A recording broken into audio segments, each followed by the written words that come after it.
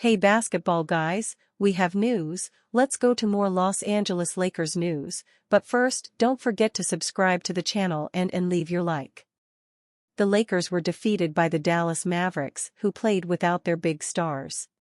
The Lakers' inconsistency is the biggest reason for concern among fans, who are asking Rob Pelinka to sign a star point guard and a big center, who with these two players will be able to become solid and compete for the championship.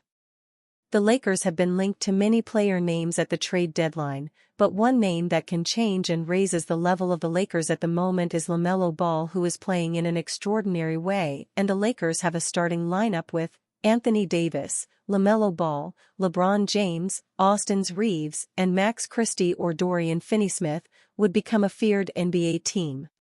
If the Los Angeles Lakers find an all-star point guard to run the show, their ceiling would undoubtedly skyrocket.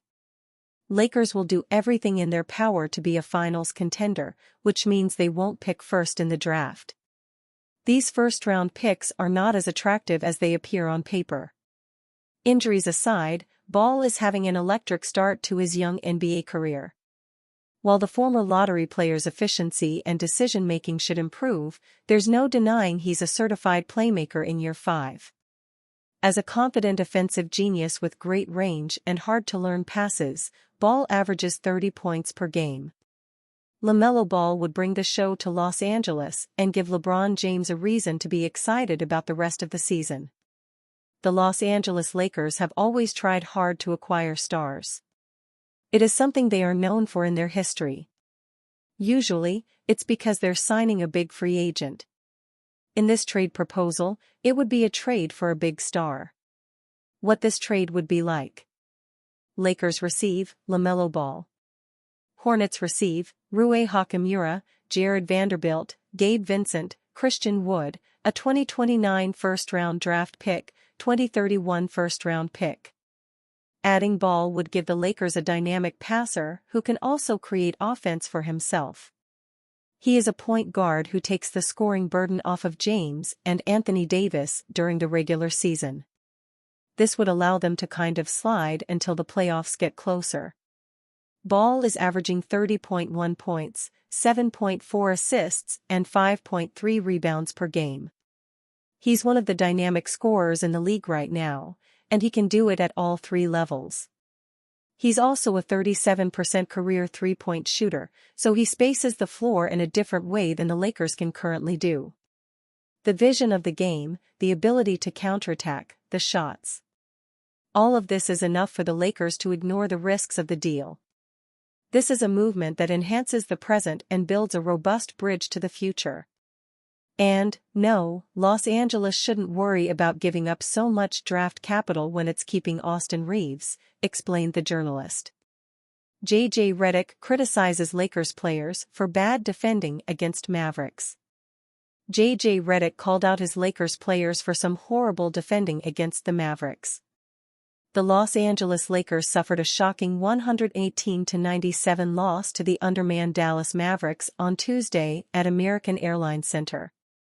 The Mavericks romped to victory despite missing both Luka Doncic and Kyrie Irving, and Lakers head coach J.J. Redick was not happy with what he saw.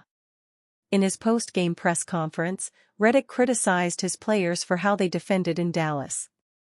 Reporter: JJ, was there one thing above others that you saw as the reason for the loss? J.J. Redick: I mean, obviously, they killed us with any ISO stuff. We talked this morning just about not giving up ISO threes. We gave 2 up in the first quarter and then tried to press up a little bit, and sometimes we did a decent job of containing the basketball. They made some tough 2s, and there was a bunch of times we didn't contain the basketball well. And our basic, shell, day 1, defense, just wasn't good. Low man wasn't there. If he was there, the weak side rotation wasn't there. We just couldn't get stops on that. We played fine in the first half, like it was fine. We were up 6 with 2:59 to go and Klay Thompson comes out and hits 3 threes and Spencer Dinwiddie gets a layup at the end. And then they start the second half on a run, we cut at 5 and then they made 4 straight threes. I'm not sure what our rotations were. I've never seen us try to execute what we were doing. I haven't watched the film yet.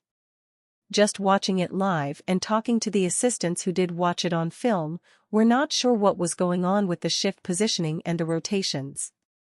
Never seen it before. Reporter, that second stretch, I think it was Jaden Hardy that hits threes from kind of the same spot. Is that what you're talking about? Redick, yeah, then hit another one on the right side. Reporter, what should the coverage be on those types of plays when Hardy looks like he was pretty open? Redick, there's two things that you can do. One is you stay with your own man. So, they were trying to lift Anthony Davis and have him be the high guy, and then they would cut him out of there. You can stay with your own and the next guy becomes the shift guy, or you can just zone up and you take cutters. We did neither. Again, I've never seen that coverage before. It's certainly not ideal when the head coach of a team appears puzzled by the player's actions. Redick's and his assistant's message doesn't seem to have gotten across to the Lakers players in this case, and it led to the Mavericks shooting 52.3% from the field and 47.4% from beyond the arc. Redick brought up the isolations first, and Austin Reaves was the one who was getting hunted all night. According to Tim Cato, the Mavericks put Reaves into isolation 15 times. Prior to this, no player was put into isolation more than 8 times in a game all season, which gives you an idea of just how much they targeted him. In his post-game press conference, Reaves was asked what he can do when being targeted. Just play better defense, Reaves said. First half was god-awful. Second half I thought was better. But can't allow that. I was just really bad on both sides of the ball tonight. Reaves took accountability, but Dorian Finney-Smith felt the team could have done a better job of assisting him. Finney-Smith stated the Lakers needed to be more vocal on defense to give their perimeter defenders the confidence to press up. On them ISOs, we got to do a better job of talking behind guys, giving them confidence so defenders can crawl up in ball handlers and force them to the rim, Finney-Smith said. And we got AD down there, so we got to use it. Anthony Davis declined to speak to the media after the game, but LeBron James did talk. James was told about Redick's comments at one stage, and he felt the players just didn't do a good job of rotating. I felt like they put people in pick and roll who they wanted in pick and roll, and they tried to exploit matchups, James said. And when we got into rotations, we didn't make enough second efforts. Well, you will get burned if you don't consistently give that effort, and this game was a fine example of that. It was just a brutal loss for the Lakers, who have now dropped to 20-16 on the season. It will be interesting to see how they respond when they face the Charlotte Hornets at Crypto.com Arena on Thursday. I mean, it sucks. LeBron Lakers react to shocking loss. At the present time, the Dallas Mavericks do not have it. Entering Tuesday's visit from the Los Angeles Lakers, the Mavs were reeling and playing without their two superstars in the injured tandem of Luka Doncic and Kyrie Irving. So as far as the Golden State Warriors are concerned, Dallas is vulnerable. And after watching LeBron James guys here? The Lakers are vulnerable, too. Dallas, last year's Western Conference champions, have pedigree, and they were at home. But they didn't have much else, until the starless Mavericks snapped a 5-game losing streak by destroying the Lakers 118-97. Before the game, Redick discussed why the Mavericks, regardless of who suits up, deserve respect as competitors and the reigning NBA Finals runner-up squad. With pride and Western Conference standings on the line, the Mavericks answered their critics by playing their best game of the season, considering the injuries. But, coming into the game, the Mavericks had a 1-12 record when Doncic and Irving don't play. I mean, it sucks, James said after the shocking loss.